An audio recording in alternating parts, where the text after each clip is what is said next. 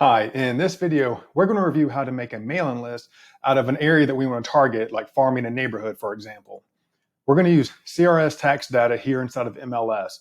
This is a tool that we're used to using to look up information on a single property, say when we're working with a buyer perhaps, but they also have a really good prospecting tool for, again, farming a neighborhood. The example we're going to use is Carolina Bay in West Ashley, just because it throws some nuances in here that are good to walk through just in case whenever you try to use it, it throws you some hiccups. So as we know, Carolina Bay is over here in the corner of West Ashley, but I'm going to zoom out some to make sure we can see what's going to happen. So for starters, we select the county. We're going to leave it as Charleston County. It'll probably default to that for you. We can search by owner name, address, and subdivision. So we want to search by Carolina Bay. And pay attention to what's on the screen here. It's asking, are we looking for the owner's name? No, we're not. Keep scrolling down. Are we looking for the street address? No. We're looking for subdivision. There we go. That's what we're interested in. Are we searching for something that starts with Carolina Bay, contingent, or just Carolina Bay?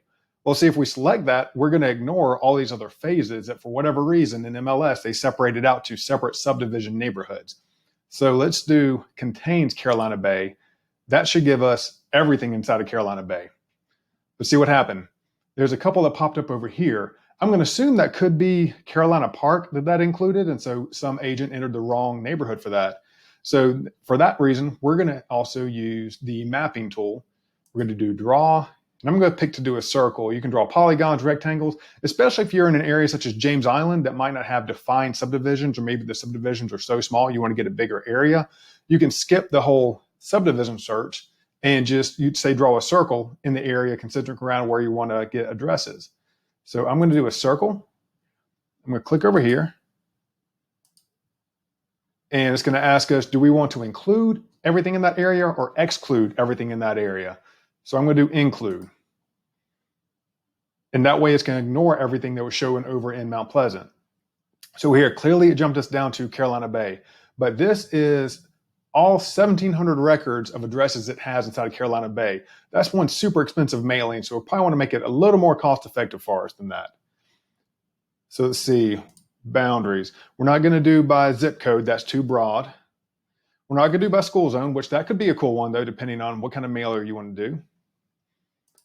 MLS listing, that's an important one to check.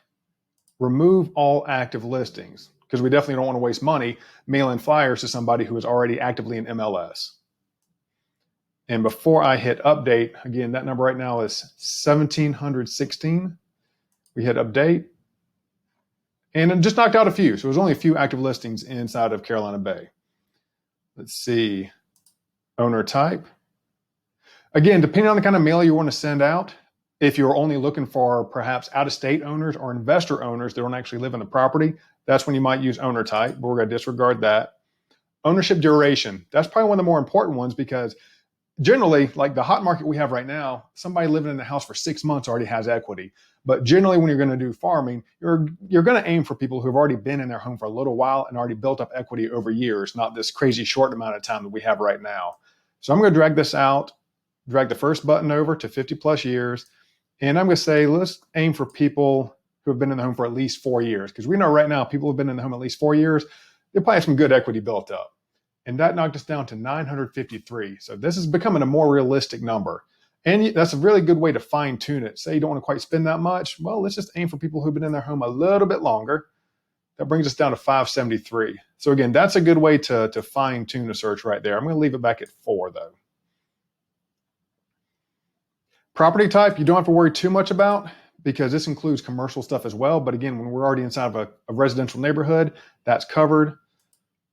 Recent sales, some of this might seem overlapping, but nonetheless, it's worth doing this part.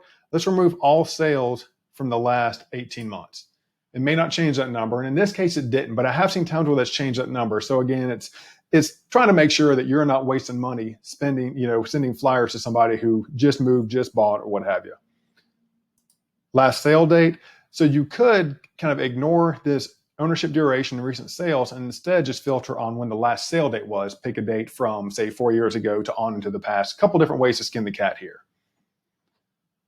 And let's see, that's all the things we're going to aim to update over here. But let me see if I can actually move my face out of the way. There we go, I can.